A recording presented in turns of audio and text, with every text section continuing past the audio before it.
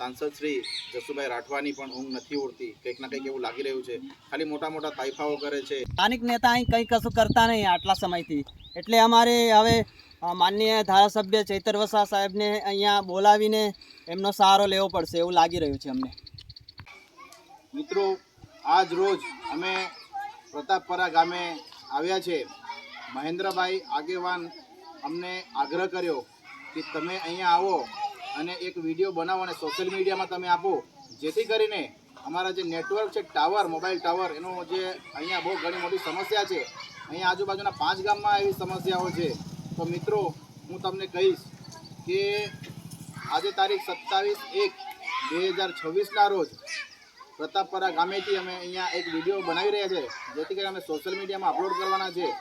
Network બાબતે હું તમને વાત કરીશ કે આ એક અરજી આપેલી છે, લેખિત અરજી 6/12/2023ના રોજ આપણા ભાજપના ડૉક્ટર દર્શનાબેન દેશમુખને કે નેટવર્ક બાબતે હું તમને એ અરજી પણ વાંચી બતાવું છું મિત્રો, કે પ્રતિશ્રી ધારાસભ્યશ્રી વિષય મોબાઈલ નેટવર્ક બાબત, અને અરજી આપી છે 6/12/2023ના રોજ। અહીંયા બધા આગેવાનો છે, એ આગેવાનો દ્વારા આપવામાં આવી છે। એમાં અરજીમાં લખ્યું છે, માનનીય ધારાસભ્ય શ્રી નાંદોદ જિલ્લો નર્મદા આશ્રીને જણાવવાનું કે નર્મદા જિલ્લાના નાંદોદ તાલુકાના ગામો છે, પહેલું પ્રતાપપરા, બીજું રામપરા, ત્રીજું વીરસિંહપુરા અને ચોથું અમરપરા અને પાંચમું મલાવ। આ 5 ગામોમાં મોબાઈલ નેટવર્ક ન આવવાના કારણે આ તમામ ગામ લોકોને ખૂબ જ તકલીફ પડી રહી છે, અને આ 5 ગામોની વસ્તી ટોટલ અંદાજિત 4-5 હજારની વસ્તી ધરાવતા ગામડાઓ છે, જેથી આ 5 ગામના લોકોને દરેક બાબતોનો સામનો કરવો પડે છે, જેવી કે શિક્ષણ। તમે હમણાં જોઈ શકો છો, સરકાર મોટી મોટી વાતો કરી રહી છે કે બેટી પઢાઓ, બેટી બચાવો, બેટી બચાવો, બેટી પઢાઓ। તો આ કઈ રીતે શિક્ષણ પ્રાપ્ત કરશે જે ગામડામાં નેટવર્ક જ ના હોય? પછી આરોગ્ય અને મની ટ્રાન્સફર, સરકારી અન્ય કોઈ પણ યોજનાઓ તેમજ ધંધા રોજગાર જેવી તમામ બાબતોમાં આ 5 ગામના લોકોને મોબાઈલ નેટવર્ક ન આવવાના કારણે આ બધી સુવિધાઓ મળી શકતી નથી, જેથી સાહેબશ્રી તમામ 5 ગામોના લોકોને આ સાહેબશ્રીને નમ્ર અરજ કરીએ છીએ કે આ 5 ગામોની વચ્ચે એક મોબાઈલ ટાવર મળે અને આ બધી સમસ્યાઓનું નિરાકરણ થાય, એવી તમામ 5 ગામના લોકોની માંગણી છે। એવી આમને અરજી આપી છે મહેન્દ્રભાઈ અને બીજા આગેવાનો દ્વારા।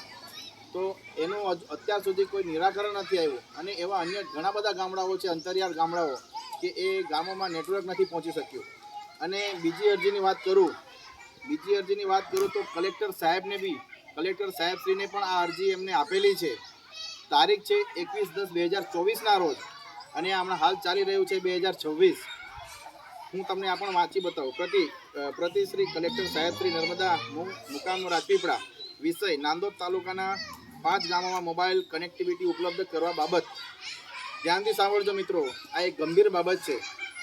સવિનય નમ્રતાપૂર્વક ઉપરોક્ત વિષય અન્વયે જણાવવાનું કે અમો નીચે સહી કરનાર નર્મદા જિલ્લાના નાંદોદ તાલુકાના કુલ 5 ગામો જેમ કે પ્રતાપપરા, રામપરા, વીરસિંહપુરા, અમરપરા, મલાવ સહિતના ગામોમાં 5 મોબાઈલ નેટવર્ક ન આવવાના કારણે શિક્ષણ, આરોગ્ય, મની ટ્રાન્સફર, સરકારશ્રીની યોજનાઓ તેમજ ઓનલાઈન ધંધા રોજગારી જેવી મહત્ત્વના તેમજ જરૂરી કાર્યો પૂરતા નેટવર્કના અભાવે થઈ શકતા નથી, તેમજ આજના આધુનિક 5G યુગમાં પણ અમોને 108 ઇમરજન્સી કોલમાં પણ નેટવર્ક અભાવે ખૂબ જ તકલીફ પડી રહી છે।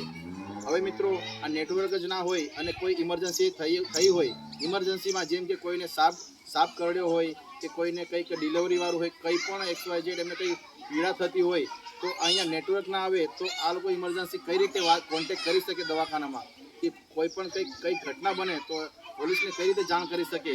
તો એમને પ્રાઇવેટ વાહનો કરીને એમને ત્યાં સારવાર હેઠળ એમને જવું પડે છે।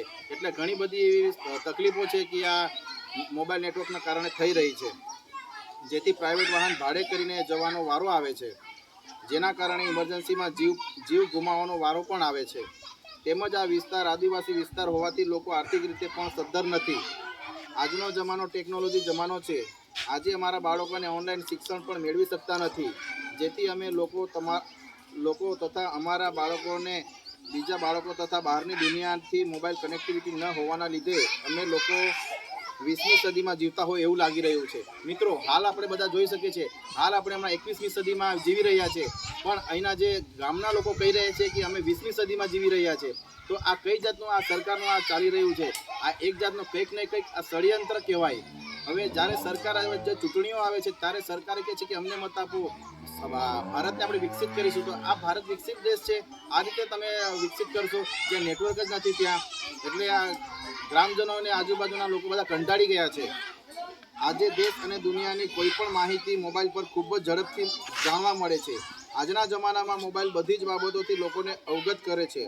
આજે આપણા દેશમાં ડિજિટલ ઇન્ડિયાની વાતો થાય છે, પરંતુ અમે તો આજે પણ ટેકનોલોજીની બાબતમાં મોબાઈલ કનેક્ટિવિટી ન હોવાના કારણે ખૂબ જ પછાત રહી ગયેલ છે.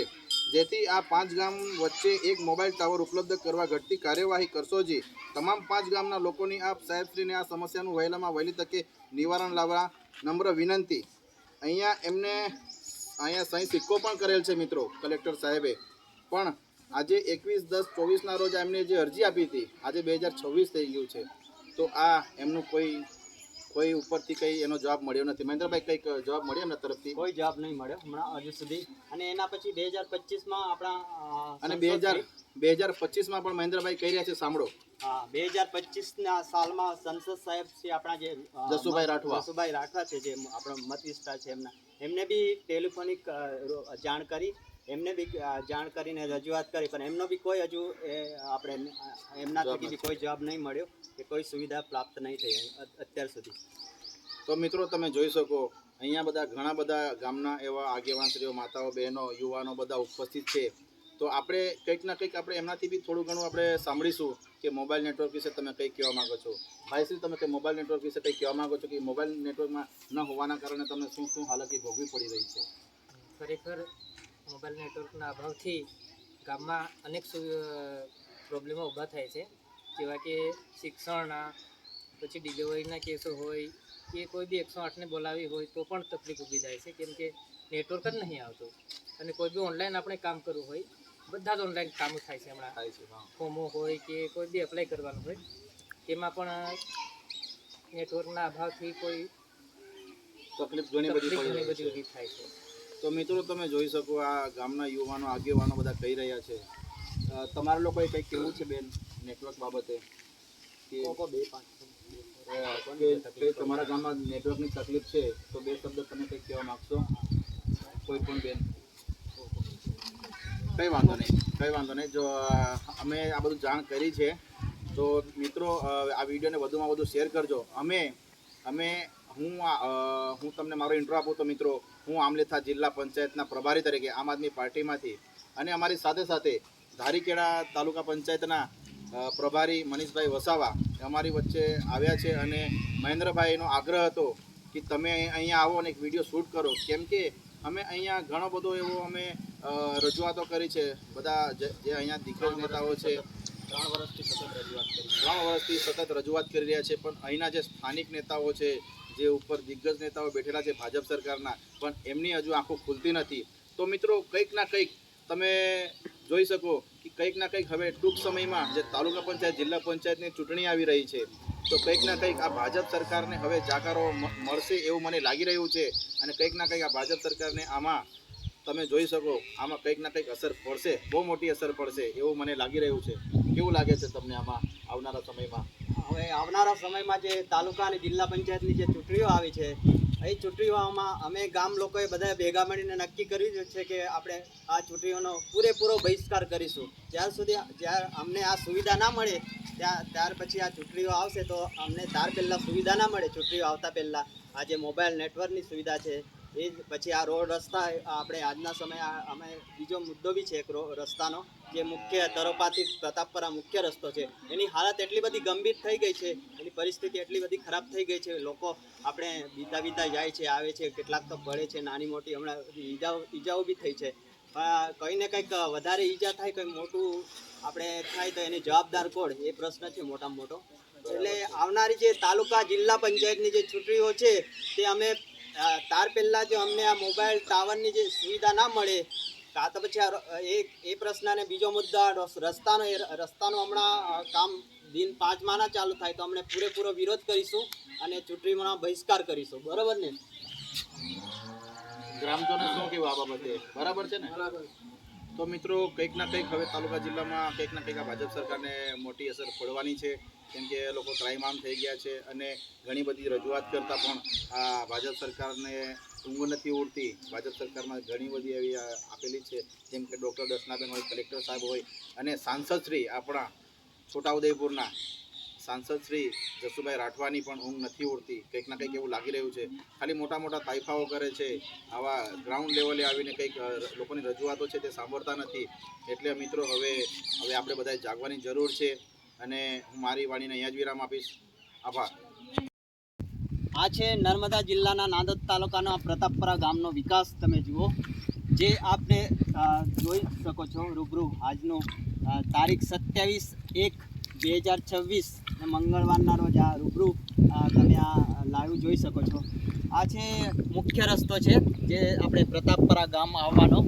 આપ જોઈ શકો છો રસ્તાની હાલત એટલી બધી ખરાબ થઈ ગઈ છે કે ન પૂછો વાત. આ રસ્તો એટલો બધો ખરાબ થઈ ગયો છે, અંદરથી પથ્થર નીકળી ગયા છે. અંદરથી પથ્થર નીકળી ગયા, બધું છૂટું થઈ ગયું છે. આ ગાડીઓવાળા ધીરે ધીરે જાય છે બીજા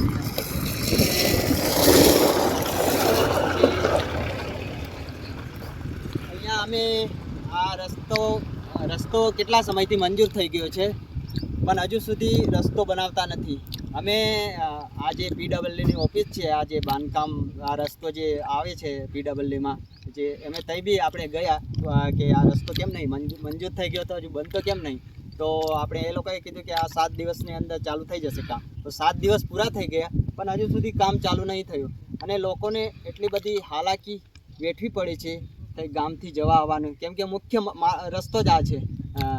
અને આ બાઇકોવાળા આ રસ્તેથી જાય છે તે અમુક પડે બી છે, નાની મોટી ઈજાઓ બી થાય છે અત્યાર સુધી. પણ આને ગંભીર જો ઈજા થાય કોઈને, તો આનો જવાબદાર કોણ? કે આ આપણે એક વાત છે. તો આ આટલી બધી ખરાબ પરિસ્થિતિ હોવા છતાં બી તમે જોઈ શકો છો આ રસ્તાની હાલત. આ રસ્તો 50-100 મીટરે આવી પરિસ્થિતિ છે રસ્તાની. અહીંથી તમે જાઓ થોડુંક 50-100 મીટર એટલે આવો આખો રસ્તો ઠેઠ ગામ સુધી આ 3 કિલોમીટરનો રસ્તો છે એ બધો આવત થઈ ગયો છે, તમે જોઈ શકો છો.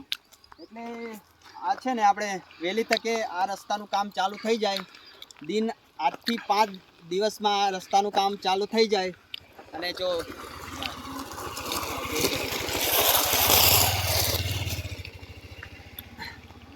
એટલે ગામ લોકોને આપણે તમામની આપણે આ માગણી છે કે આ આજથી 5 દિવસની અંદર આ રસ્તાનું કામ ચાલુ થઈ જાય. અને જો ના ચાલુ થાય તો માનનીય ચૈતરભાઈ વસાવા સાહેબને અહીંયા બોલાવીશું રૂબરૂ, અને અહીંથી પછી આ જે પીડબ્લ્યુની ઓફિસ જે કચેરીઓ છે એમાં જઈશું. આ આટલા સમયથી મંજૂર થઈ ગયો છે અને આપણે કામ ચાલુ કરવાનું કહે છે, દિવસો આપે છે, પણ હજુ સુધી આ લોકોનું આપણે પેટનું પાણી નહીં હલતું. આપણે આ સરકાર તો મોટી મોટી વાતો કરે છે અને આપણે કહે છે કે આમ છે તેમ છે, બધી સુવિધા આપે છે, પણ આ તમે પરિસ્થિતિ જુઓ આજની આ રસ્તાની, તો હજુ સુધી આ રસ્તો આપણે મંજૂર થઈ ગયો તોય છતાં બનાવતા નહીં. તો એનું કંઈક ને કંઈક અમને આ કાળું ધોળું લાગે છે. કંઈક ને કંઈક અમને આપણે આમાં ભાજપ સરકારનું આપણે કંઈક કાળું ધોળું કરે છે, ભ્રષ્ટાચાર કરે છે એવું લાગે છે. કેમ કે મંજૂર થઈ ગયો તોય છતાં હજુ રસ્તો સમય આપે છે, વારંવાર સમય જ આપતા જાય છે, બનાવતા નહીં. લોકોને એટલી બધી હાલાકી ભોગવવી પડે છે પરિસ્થિતિ. તો એનું કારણ શું? એને કંઈક મોટી ઈજા થાય, કંઈક સમસ્યા સર્જાય, તો એનું ગંભીર પરિસ્થિતિ સર્જાય તો એ કોણ જવાબદારી કોણ લેશે? બરાબર.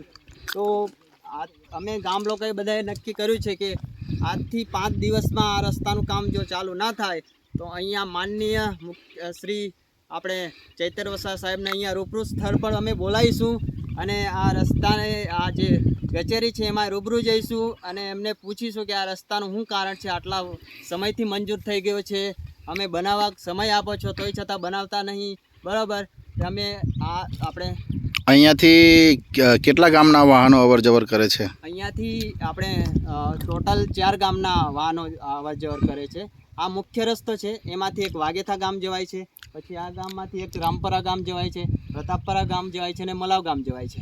આ 5 ગામના લોકો આ રસ્તાથી પસાર થઈ જાય છે.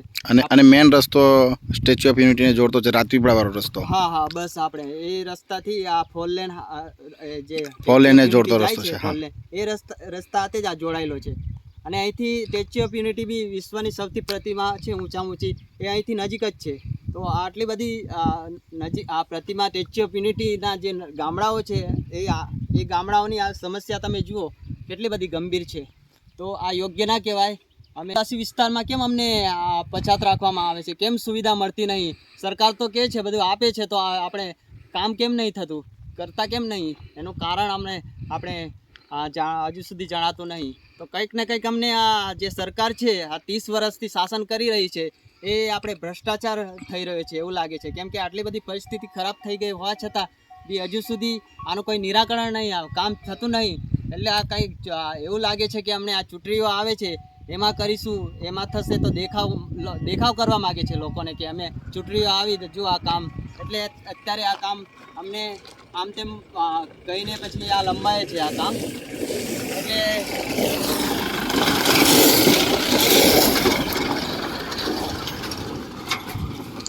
આપ જોઈ શકો છો આ રસ્તાની હાલત. આ રસ્તો ઠેઠ અહીં તરોપાથી પ્રતાપપરા મુખ્ય રસ્તો છે અને આ રસ્તાની હાલત આ 50-100 મીટરને આવી જ થઈ ગઈ છે. આ બધું નીકળી ગયું છે. આ જુઓ આ બધા પતરા અંદરથી નીકળી ગયા છે. જુઓ આ બધાની હાલત થઈ ગઈ છે. હવે આવી હાલતમાં જે 4 ગામના લોકો છે એ બધા ડરથી બીતા જાય છે. અમુક તો પડે છે બી, રાતના બી બહુ આપણે રાતના જવું હોય તો બી બહુ અઘરું કામ છે. અહીંયા આપણે બીતા જાય છે. કેટલા તો પડ્યા બી છે. અહીંયા નાની મોટી ઈજાઓ બી થાય છે. પણ હવે હવે એનું આપણે જલ્દી નિરાકરણ આવે. જો 5 દિવસમાં ના આવે તો અમે અહીંયા માનનીય ચૈતર વસાવા સાહેબને અહીંયા રૂબરૂ સ્તર પર બોલાવીશું, બતાવીશું, બધું કહીશું ને આપણે કચેરીમાં લઈ જઈશું, એમને પૂછાવીશું. સ્થાનિક નેતા અહીં કંઈ કશું કરતા નહીં આટલા સમયથી. એટલે અમારે હવે માનનીય ધારાસભ્ય ચૈતર વસાવા સાહેબને અહીંયા બોલાવીને એમનો સહારો લેવો પડશે એવું લાગી રહ્યું છે અમને.